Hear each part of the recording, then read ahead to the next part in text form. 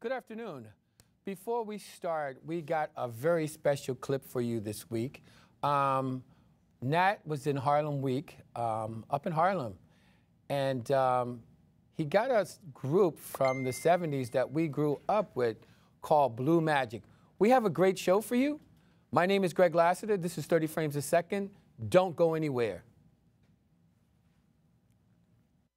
Go ahead, man. Get out of here. You're messing up. You're messing the show up. Get out of here. Take a walk, buddy. I would like to introduce you to the guys here, in case you don't know Blue Magic. On my far right, this is a producer, songwriter. He plays drums, keyboards, he do about it all. He sings lead, silver tone, tenor. His name is Robert Buddy Love Williams. Give it up.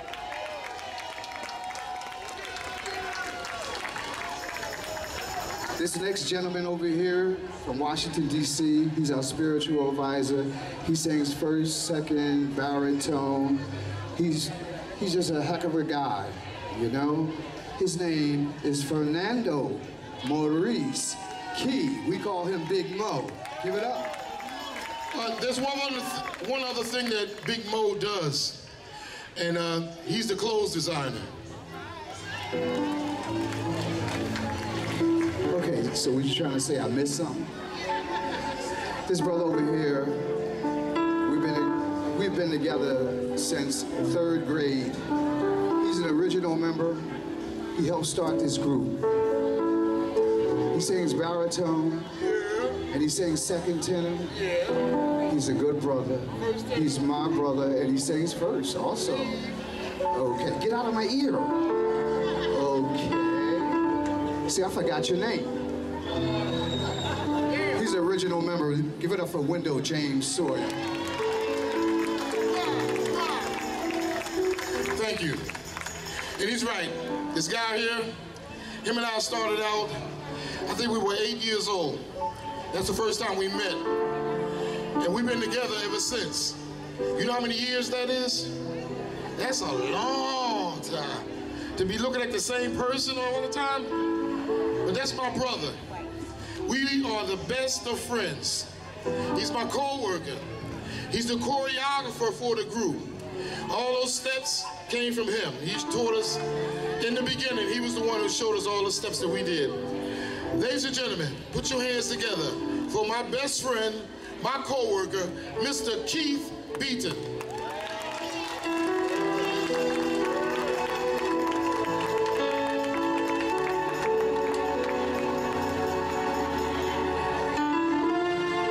This is our last song. So everybody sit back and enjoy it.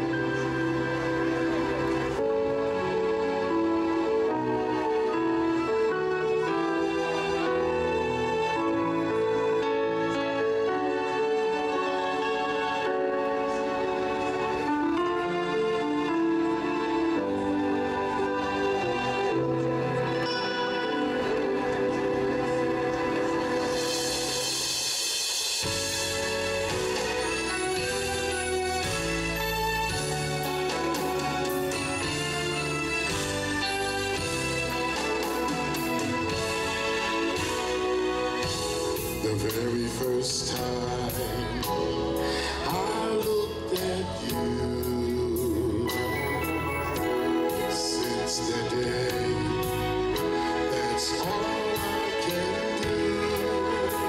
So when you say that we're through, I only stop, so we start all over.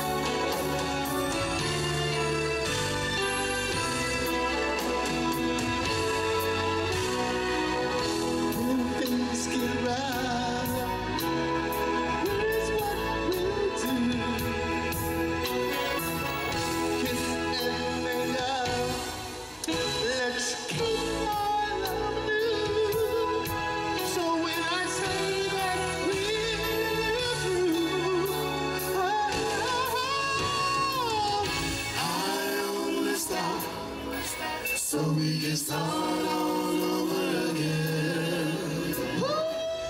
I only stop so we can start all over again. I only stop so we can start all over again. I only stop so we can start all over again. I love you. I love you. Honey, I love you. I do. Whether you ever know, it's for sure. You can always count on my love forever.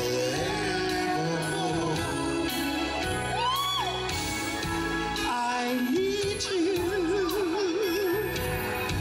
I need you, baby. I need you. I do. More than you can ever know. Girl, it's for sure. You can always count on my love forevermore. I pour the moon out the sky for you, baby, baby. I cross the desert on my hands and knees for your honey, for your honey. I only stop so we can start all over again. Stop. Love you.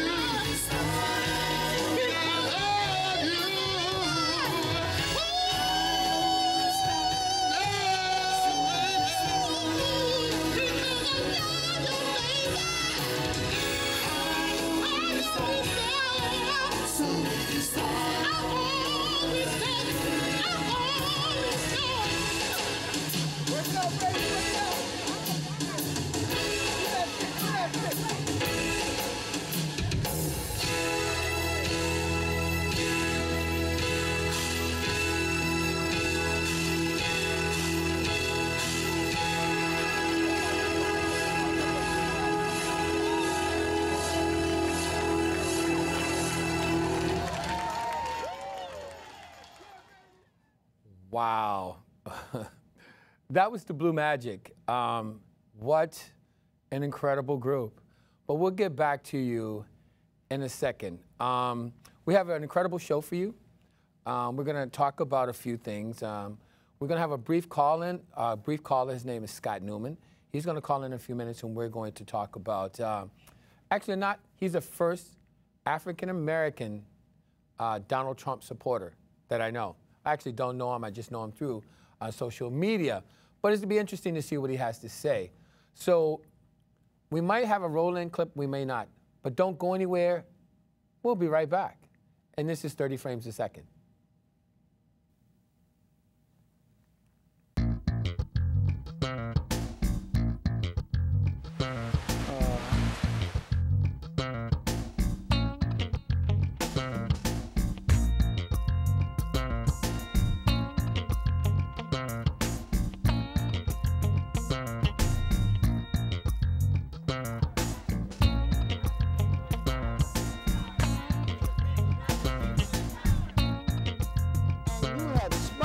Into the fact where the victim is now the perpetrator and the perpetrator is now the victim. And that just drives me crazy.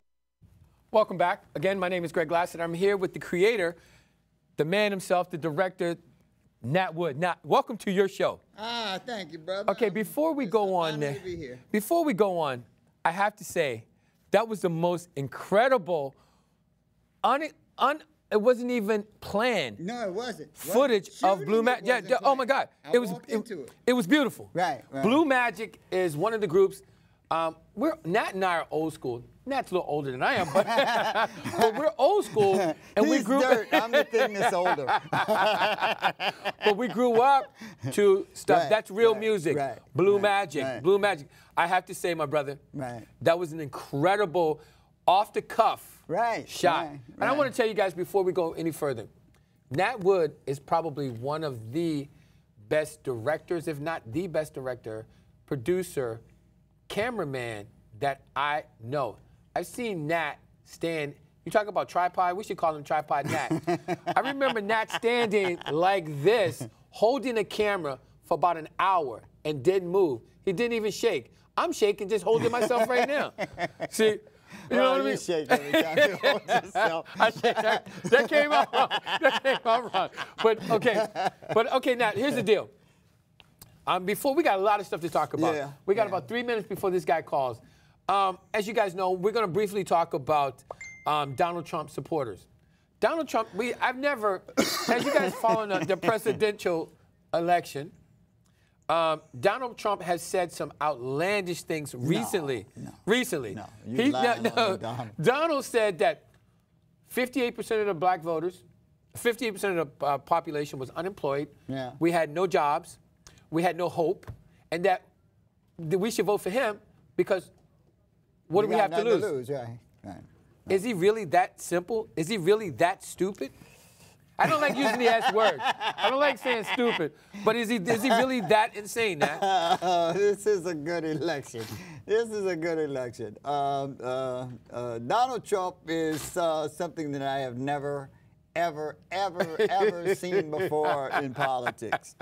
And I grew up in the Jim Crow era. I've heard a lot of stuff. Yep. It was mean, but it was Giuliani is a throwback. He's just mean, venomous, poisonous, closeted homosexual. Right. I don't think homosexuals will even when admit to him, right? will ever accept him into the fold.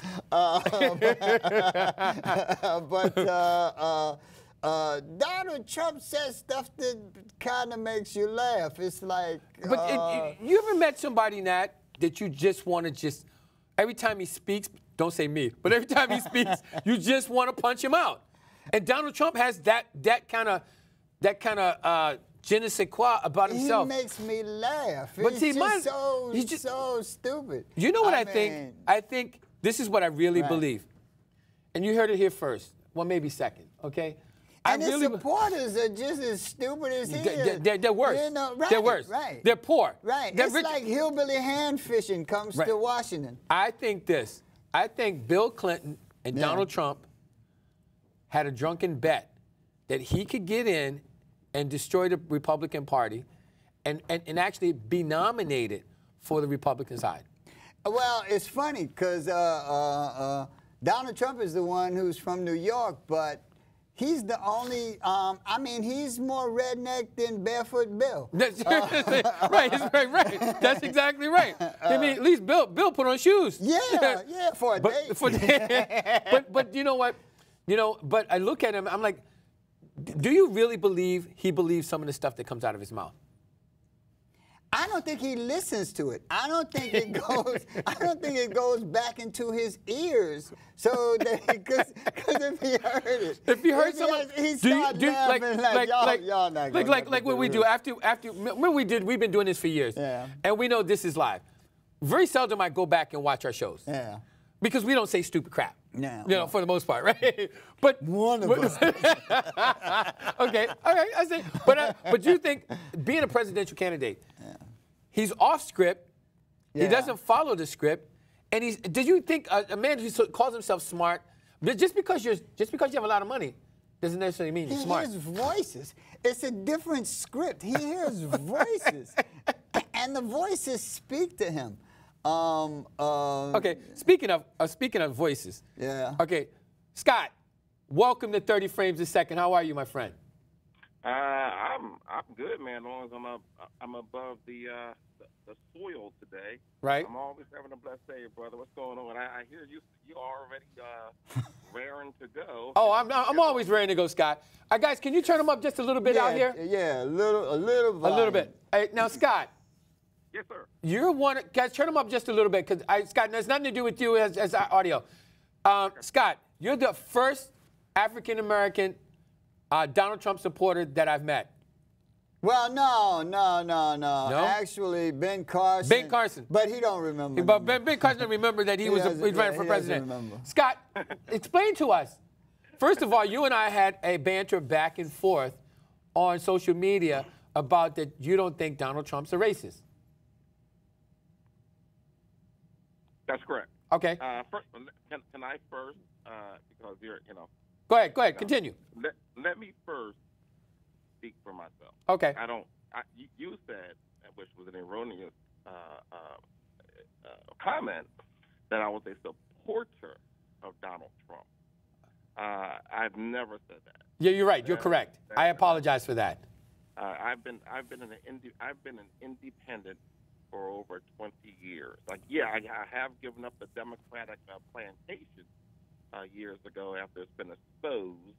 But other than that, I've never supported a Republican so-called politician ever. And okay. I refer to Trump as Mr. 2 Corinthians.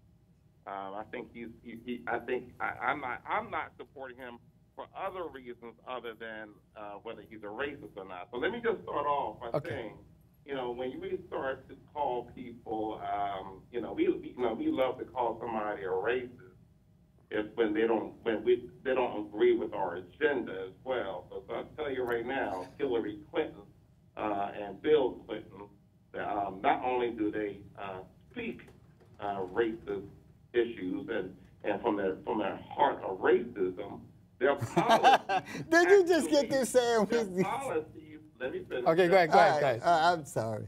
Their policies actually reflect real racism as well out of her own mouth. So I don't trust the Democratic Party over the Republican rat party. Okay. Because, now I'm going to bring that out because I know I'm a minority among the minorities. And I know how to stand. I know, right. Hey, let me just say this: I ain't the average Negro. Okay.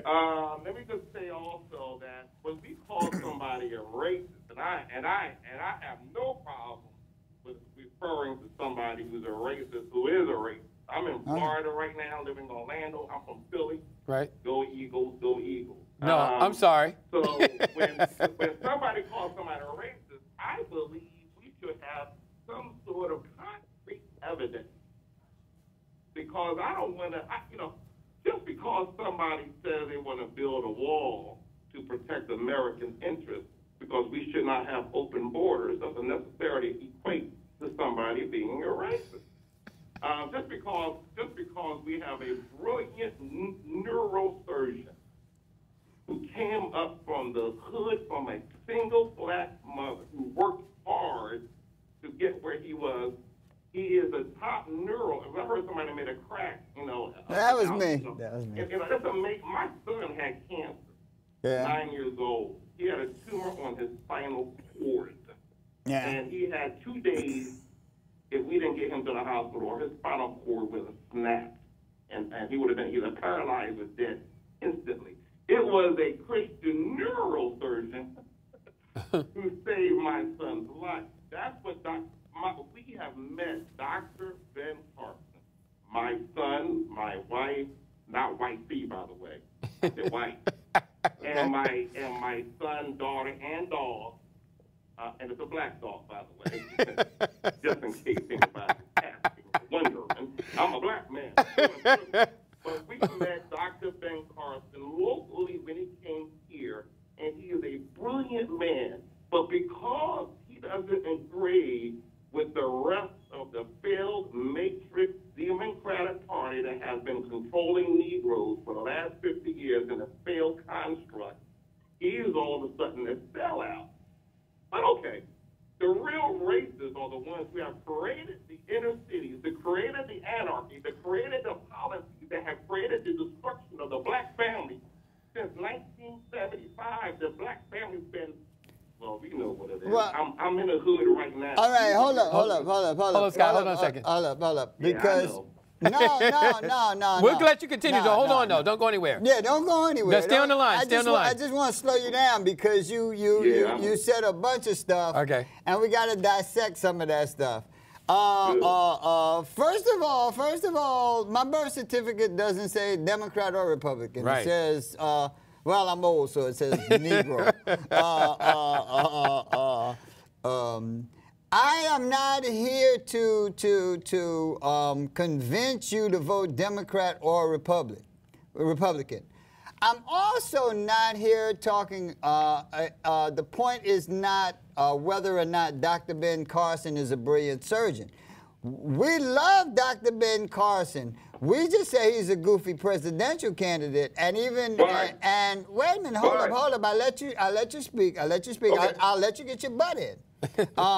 But he is running for. He ran for, but he doesn't remember, the president of the United States. I've had construction workers who did my house and did a beautiful job. I would recommend their services as construction people. I would not recommend their services as president of the United States. I am a brilliant videographer. That does not in and of itself qualify me as president of the United States. So the issue that we talk about Dr. Carson about is him running as president of the United States, not being the first and only person to separate conjoined twins at the head. That goes without saying. He's brilliant. He's brilliant. Nobody is disputing that. Right. Some of the things that Ben Carson has said as it pertains to the African American community, I think are a little weird. But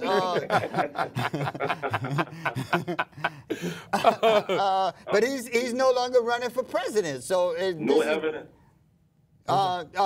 This is no evidence. Something he said. I mean, I've heard all sorts of stuff about. No, bro. Bro, I'm gonna stop you right here, man. Okay, stop me. We're men. Let's not act like we're 12-year-old girls. Men come up with evidence, facts, and reason. Well, evidence. If a man looks into a television camera, I'm looking into a television camera. And what I say into this camera, you can hold me accountable for. Right. So if Dr. Ben Carson looks into a television camera and says that Barack Obama is turning men homosexual, that the proof is that men go to prison and they ain't homosexual, and they get out of prison, they're homosexual. I hold Dr. Ben Carson accountable for that. That is not reported in a magazine. That I'm looking at him saying what he's saying. When he said he didn't remember running for president, he said that on television, not into a magazine. So that I agree with Dr. Ben Carson. I am a former chaplain of a prison for the last 8 years. Yeah. And I'm gonna tell you right now, there's no other institution that Democrats such as Hillary has created a prison a prison industry which has called black men super predators, right? Correct. So we don't say that's good, but okay, let me digress. I have been a chaplain for over 8 years, and I'm gonna tell you right now, them boys come in so-called hetero, and they come out after they've been. You said a boy in the prison. Think about this, biologically. You remember, Greg, when you was 18, 16, 19 years old? You remember how all it took was a wind to blow? Yeah, right. So you put that same group of men, young men, in the prison system, no female around, nothing but male, black, beautiful flesh all around them. What do you think is going to happen? But how does that? How does Barack Obama factor into that? Right. I I'm glad you asked. I'm glad I asked you. Barack Hussein Obama has created a culture in this country that has government sanctioned homosexuality, a perverted form of sex, and has passed laws and have helped to influence an entire country. You know, the majority. Well, how come you didn't turn homosexual? How come I didn't? Well, yeah. You're there every day? He set the culture up. He set the culture up. I'm not a homosexual. He's not a homosexual. How's it Barack Obama's? Explain that. Can I answer? Yes, please. Yeah. The reason why I haven't turned homosexual or accepting the perversion of homosexuality is because I stay close to the Word of God. That's why. Well, I don't. I don't either. And I didn't turn homosexual either. I'm not saying just turn. So if it wasn't for God, if you ever lose God, wait a minute, if you ever lose God, you'll probably go gay. That's what you're saying? No. That's what I'm not saying. What I'm saying is it's not just becoming gay. It's also creating an atmosphere of acceptability in by homosexual acceptability. We're supposed to accept. So you're rejecting the science. You're rejecting the science that says homosexuality. We are born gay. We're not born gay. So you reject that. Okay. So what basically? So Scott, what you're basically saying is to learn behavior. Of course, to learn behavior. Like Austin, when my children were 1 and 2 years old, I didn't have to teach them also how to lie. They lie because the flesh is constantly going against the morality. Our morality. Where does our morality come from? So you mean to tell me that homosexuality is normal? All right, I don't want to spend a whole lot of time on homosexuality, because here we go. No, we don't. Well, I don't. It's not really my demographic. Okay, he want to ask a question. What's that? You can ask me anything you want. Sure, why not? Are you aware that black women right now are one of the most highest group of people who are receiving HIV? Yes, I know that. Scientific. Coming out of prison after having homosexual relations with other men and coming out and they're having sex with women. Well, no. I reject that. No. You can't make that leap. You can make the leap. You can't make that leap. Homosexuality, having sex with homosexuality in and of itself is not the only way to get HIV. They might be getting HIV because the men are shooting dope. They might be getting, as a matter of fact, and look at Atlanta. Look at Atlanta. Hold on. You saying that black women are among the leaders in HIV? African American women are the leaders in HIV because their men are all coming out and having sex with them. They got HIV in prison. That's what you're saying. Yes, that's exactly. How do you make that leap? Yeah, that's a huge leap. That's not even science. Is that proven scientifically? That's not even logical. That doesn't make sense. That doesn't make sense. How does it not make sense? Okay, first of all, where'd you get your data from? The data comes right from the CDC. Right from the CDC. Wait a minute. The CDC said that made that statement that you made, that black women are getting HIV from black men coming out of prison who have HIV.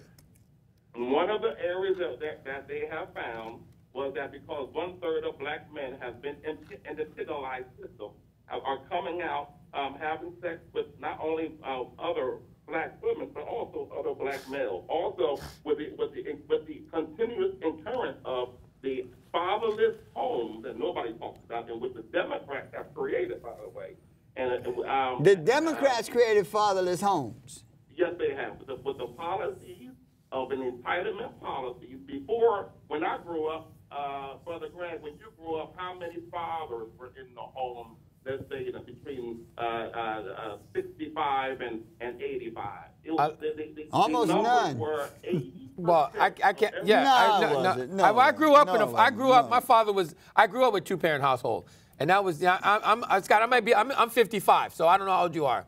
So, I'm 52. So we grew up. We're all in the same era. So you grew up in a two-parent household, right? Nat? No, yeah, two parents. My mother, and my grandmother. Okay. As a matter of fact, 85%.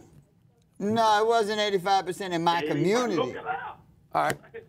I said in my community. He said it 'cause I said in my community. Okay, I said in okay, my okay. community. We're getting off. We're we're getting getting off. way off. But off Scott, it. let me ask you something. Now, real quick. I'm gonna go to Donald Trump. But let me, since you're a bit religious, let me ask No, you I'm this. not religious. But you follow the Bible, right?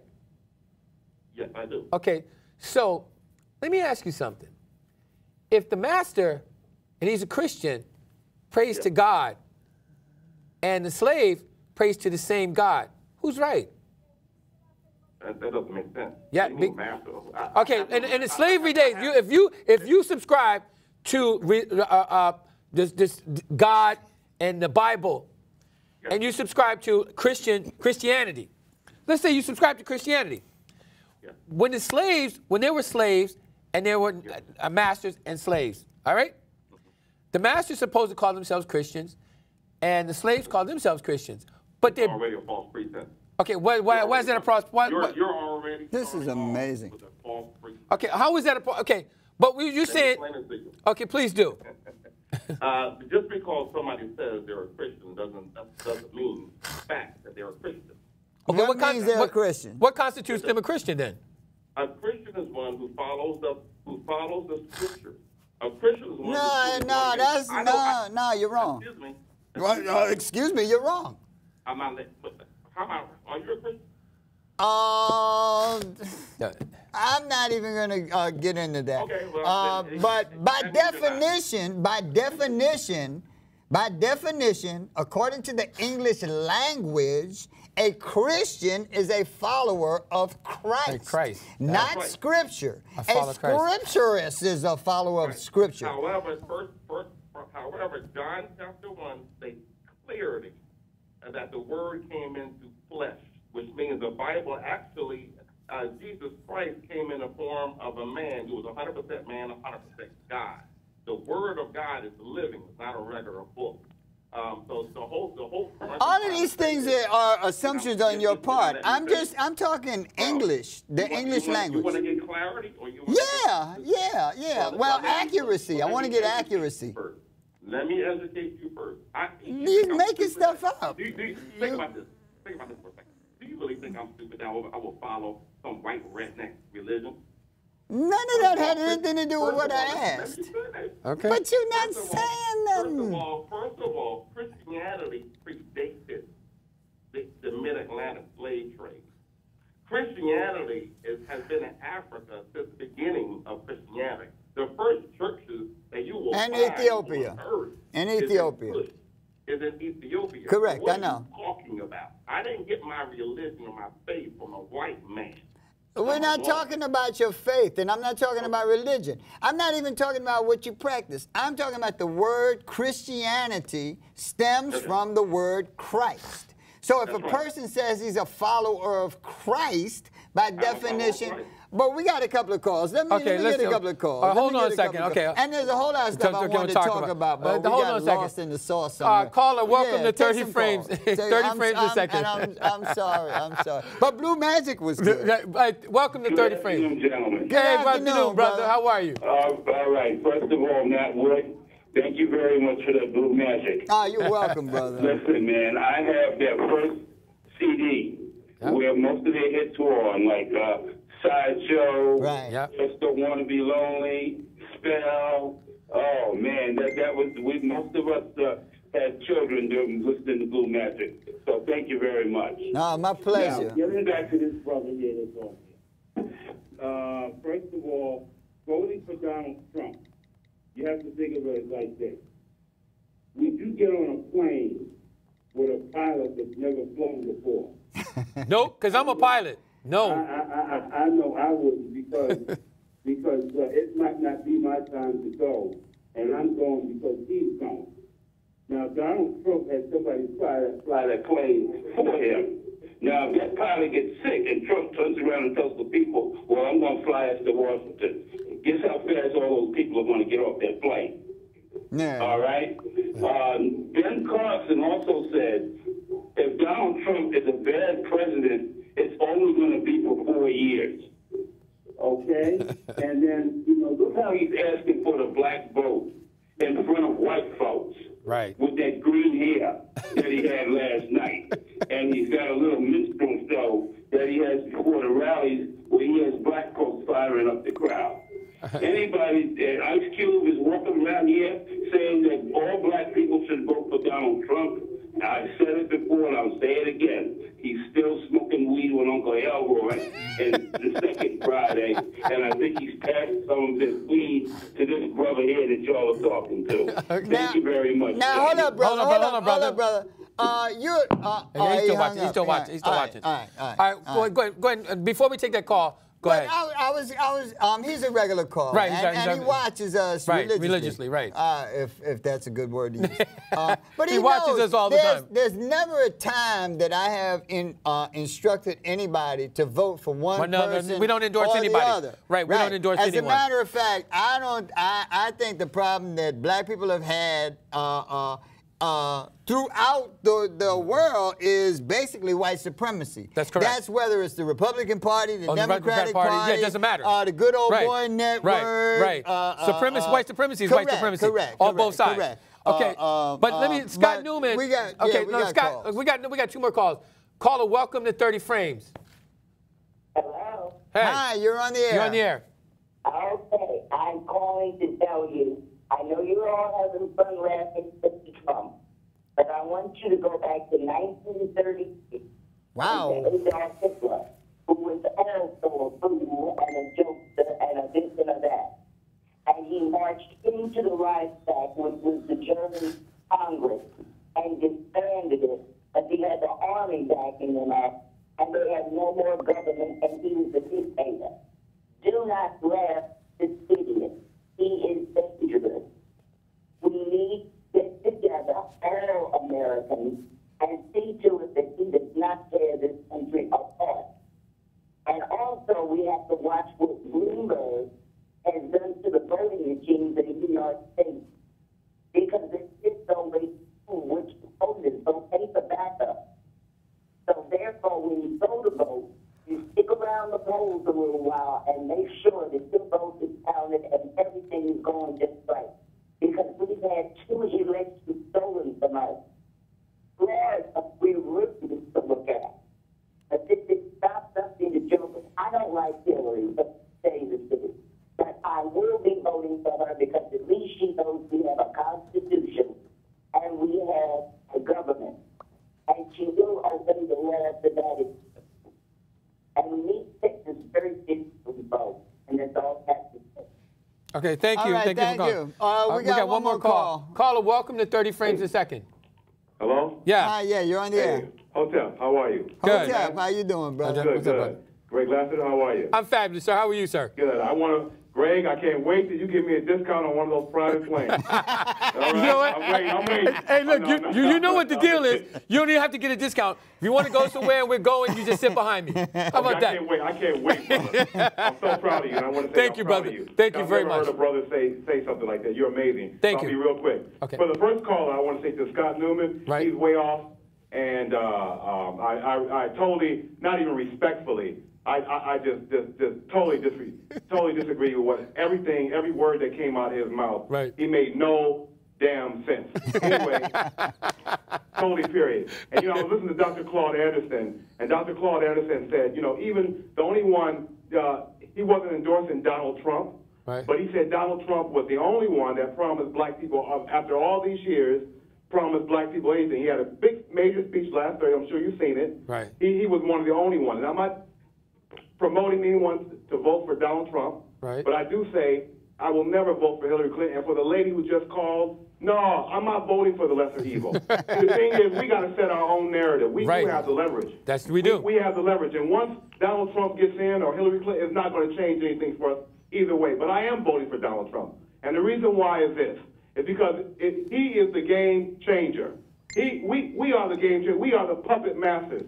we need to put that puppet in the White House, and we're going to pull the strings. And mark my words, everything I'm saying is going to come to pass. He is going to be in that White House, and all these so-called Al Sharpton, holy rolling black people dying and flipping, speaking in tongues for Hillary Clinton, they're going to finally get what's coming to them. Right. We cannot be that docile anymore. And I'm not saying vote for the lesser of two evils or whatever. We don't have a choice.